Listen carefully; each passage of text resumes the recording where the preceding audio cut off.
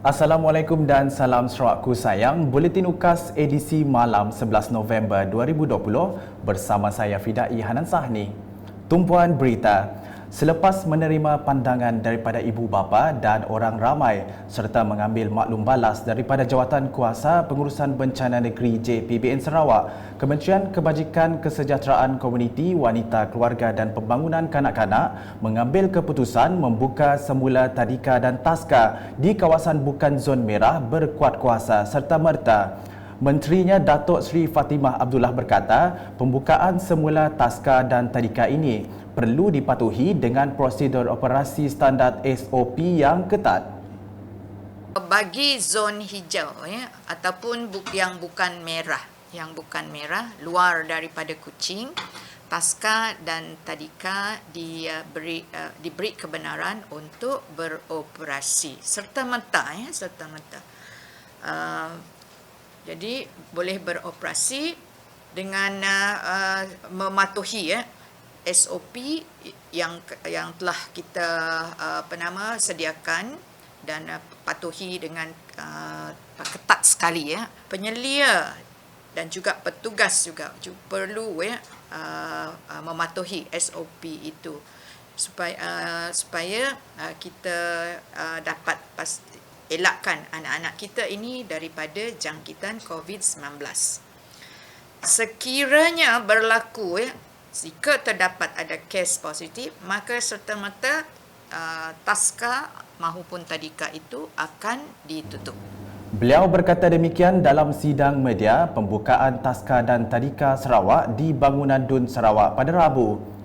Dalam pada itu, Datuk Seri Fatimah menambah, bagi kawasan zon merah di daerah Kuching yang kini dalam Perintah Kawalan Pergerakan Bersyarat PKPB, tadika dan taska hanya boleh beroperasi dengan syarat perlu memohon kepada KWKPK. So we have to consider kalau ada kes frontliners yang memohon misalnya, we have to consider case by case. Case by case untuk kawasan red zone saja. Yang lain mulai esok terus boleh mereka terus boleh beroperasi. Okay. So in your application, let's say if there is any application from the parents, they have to state where are they working. For instance, are they working as frontliners or services? And then that they do not. They have no other alternative. Beralih ke laporan persidangan Dewan Undangan Negeri, rundingan untuk menyemak pelaksanaan Perjanjian Malaysia 1963 MA63 telah dilaksanakan dengan giat oleh Kerajaan Sarawak bersama Kerajaan Persekutuan di bawah beberapa jawatankuasa. Menteri Muda di Jabatan Ketua Menteri, Undang-Undang Hubungan Kerajaan Negeri Persekutuan dan Pemantauan Projek, Datuk Sharifah Hasidah Said Aman Ghazali memberitahu Kerajaan Sarawak di bawah pimpinan Gabungan Parti Sarawak GPS dan Kerajaan Persekutuan melalui jawatankuasa tersebut telah mencapai persetujuan bersama dalam beberapa perkara yang menjurus kepada kepentingan negeri. Jelasnya, Kerajaan Sarawak telah mengemukakan 13 tuntutan kepada Kerajaan Persekutuan. Daripada 13 tuntutan tersebut, 5 tuntutan telah berjaya mendapat persetujuan bersama antara Kerajaan Negeri dan Kerajaan Persekutuan. 4 tuntutan lagi masih di peringkat rundingan, manakala 4 tuntutan lagi dibincangkan di bawah jawatankuasa bersama yang telah ditubuhkan bagi perkara-perkara berkenaan. Beliau berkata demikian bagi menjawab soalan Ahli Dewan Undangan Negeri Adun Jemoreng, Datuk Mursyid Diraja Dr. Juanda Jaya dalam persidangan hari ketiga mesyuarat kedua bagi penggal kelima Dewan Undangan Negeri Sarawak ke-18 pada Rabu.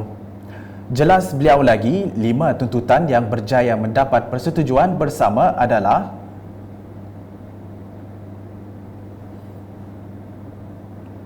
selanjutnya, Penyakit buah pinggang merupakan satu bebanan bukan sahaja kepada pesakit tetapi juga perkhidmatan kesihatan negara. Menteri Muda Perumahan dan Kesihatan Awam yang juga adu nangka Dr. Anwar Rapai berkata, setiap tahun seramai 500 orang pesakit baru menggunakan hemodialisis dengan kadar kematian setiap tahun adalah seramai 250 orang. Ini merupakan suatu bebanan kepada bukan sahaja kepada pesakit tetapi juga kepada perkhidmatan kesihatan. Untuk pesakit-pesakit di Muara Tuang, hari ini kita menggunakan pusat jantung di Kota Semarahan sebagai suatu pusat untuk perkhidmatan hemodialisis ini. Dan juga berita baik yang berhormat, The National Kidney Foundation akan membuka suatu pusat hemodialisis di Kota Semarahan. Mereka telah mendapat kelulusan daripada pihak BOMA dan juga menunggu lesen daripada pihak Kementerian Kesihatan untuk memulakan operasi mereka. Beliau berkata demikian semasa menjawab soalan daripada Adun Muara Tuang, Dato' Idris Buang dalam persidangan Dewan Undangan Negeri Sarawak ke-18 pada Rabu. Menjawab soalan tambahan mengenai jumlah mesin hemodialisis di Kota Semarahan, Dr. Anwar menjelaskan kerajaan Sarawak akan menambah 5 lagi mesin berkenaan di pusat jantung selain 10 mesin sedia ada di Hospital Simujan untuk keperluan pesakit di bahagian itu. Pusat jantung yang mengendalikan khidmat dialisis ini, kita mempunyai 15 mesin yang boleh menampung 75 orang pesakit. Tetapi ada dalam rancangan yang terdekat ini, kita akan menambah 5 lagi dan menjadikannya kepada 20. Sementara itu, pesakit lain juga boleh mendapat perkhidmatan hemodialisis ini di 10 buah mesin yang terdapat di Hospital Semunjan yang setakat ini menampung 42 orang pesakit. Jadi kita masih lagi mempunyai ruang untuk pesakit-pesakit ini menggunakan hemodialisis di pusat jantung maupun di hospital di Semunjan. Sementara itu, beliau turut mengumumkan Kementerian Pendidikan telah meluluskan sebuah hospital universiti di bawah UNIMAS yang bukan sahaja memberi perkhidmatan tetapi juga kepakaran di bawah hospital universiti tersebut. Dalam pada itu, Kerajaan Sarawak merancang untuk melantik beberapa bank lain bagi memudahkan permohonan perusahaan kecil dan sederhana PKS bagi subsidi kadar faedah dana bantuan khas SRF di bawah bantuan khas Sarawak Kusayang BKSS 2.0. Menteri Muda Perdagangan Antarabangsa dan Industri Terminal Perindustrian dan Pembangunan Usahawan Sarawak, Datuk Muhammad Naruddin Majais berkata, setakat ini terdapat 7 buah bank komersil telah dilantik bagi memproses permohonan subsidi kadar faedah SRF. Menurut beliau, pihak kementerian telah menerima 1,889 permohonan SRF di bawah BKSS 2.0 untuk subsidi kadar faedah, manakala 10 sahaja permohonan ditolak.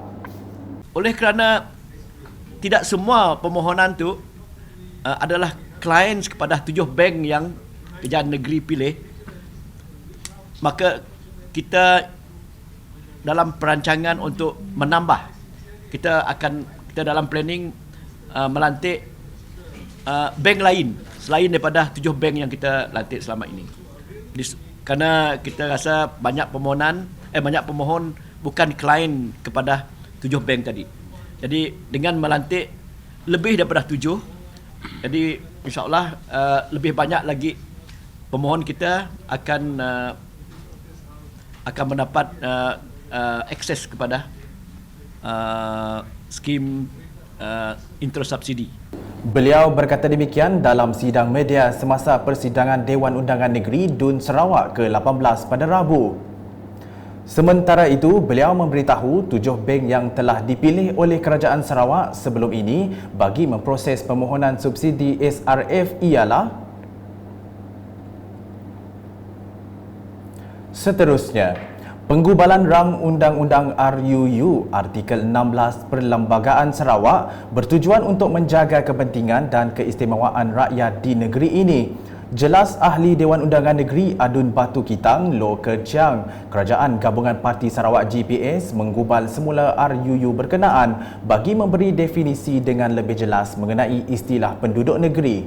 As it is today, anybody from Semenanjung, Malaysia, can come into Sarawak and stay here, have an address, satu alamat, and call themselves a resident, and they can stand for election. And if they win, they are inside our dun. This is the present situation. Beliau berkata demikian dalam sidang media di bangunan Dewan Undangan Negeri Dun Sarawak pada Rabu. Jelasnya lagi, GPS tidak berhasrat untuk melihat orang luar dilantik sebagai wakil rakyat di Sarawak seperti yang dipersoalkan Adun Kota Sentosa Chong Chen Jen semasa pembentangan RUU berkenaan. Kenyataan Loh turut disokong Adun Layar, Gerald Rentap Jabu yang memberi jaminan GPS akan sentiasa mempertahankan hak rakyat Sarawak. In our party constitution, to be member, you must be a Sarawakian. So we will never going to get somebody outside of Sarawak to be proposed as a candidate. Semalam, Speaker Dun Sarawak Dato' Amar Muhammad Asfia Awang Nasar telah menangguhkan RUU untuk meminda Perlembagaan Sarawak selepas terdapat anomali berkaitan tafsiran istilah penduduk negeri yang melibatkan Seksyen 66 dan Seksyen 7. Beralih ke laporan COVID-19, kes positif di Sarawak meningkat kepada 1,011 kes selepas 14 kes positif baharu dikesan hari ini di daerah Kuching. Menurut kenyataan media Jawatan Kuasa Pengurusan Bencana Negeri JPBN Sarawak, kesemua kes tersebut dikesan daripada kes jangkitan tempatan. Dalam pada itu, daerah Kuching masih berstatus merah dengan jumlah keseluruhan seramai 127 kes jangkitan tempatan dilaporkan dalam tempoh 14 hari. Daerah Miri, Lundu dan Limbang kekal berstatus kuning dan 36 daerah yang lain di Sarawak kekal hijau. Sekian edisi malam bersama saya Fidai Hanan Sahni dan kru penerbitan. Dapatkan pelbagai berita terkini Sarawak di Facebook, Instagram, Twitter, aplikasi Telegram UKAS serta UKAS Channel di YouTube. Salam UKAS.